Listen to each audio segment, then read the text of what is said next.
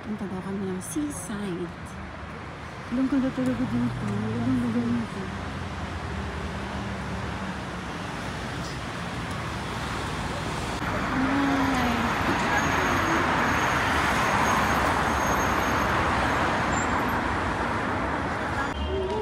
Mag-underground kami. Nandito yata, te. Oh, parang nakita kitang naglagay. Kunin mo, te. Baka maipit, te. Underground.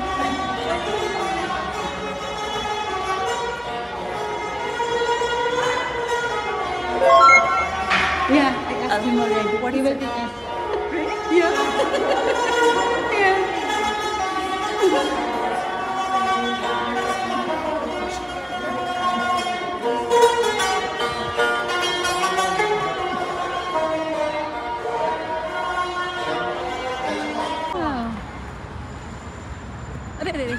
Ari.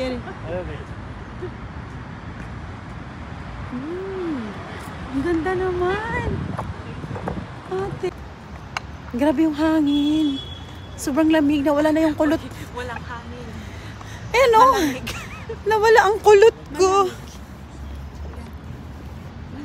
Okay. And here is the Little Venice. Venice City. Yun. Yung Little Venice. Like Manila. Yeah. Little Venice. Ang cute naman yung Little Venice. Ay, pwede kayang sumakay. Nasaan yung tour guide namin? Iniwan na naman kami ng tour guide namin. Kasi iniwan ko natin siya. Wala, ang cute naman dito. Magkano kaya to? Grabe, ang galing naman ito, oh. Carpet Museum. Ang cute naman ito. Tingnan. Little Venice. Ano? Gusto namin sumakay kaso lang mahaba yata ang queue. Pag mahaba ang queue, hindi na lang. Ganda sana maikot namin to. Ini-explain yan. Hindi tayo nakikinig. Kaya nga, hindi kami nakikinig. Nag-explain siya lang nag-explain. Sorry. I think all the bars they have chicken and cocktails or not alcoholic alcohol. I will tell you one.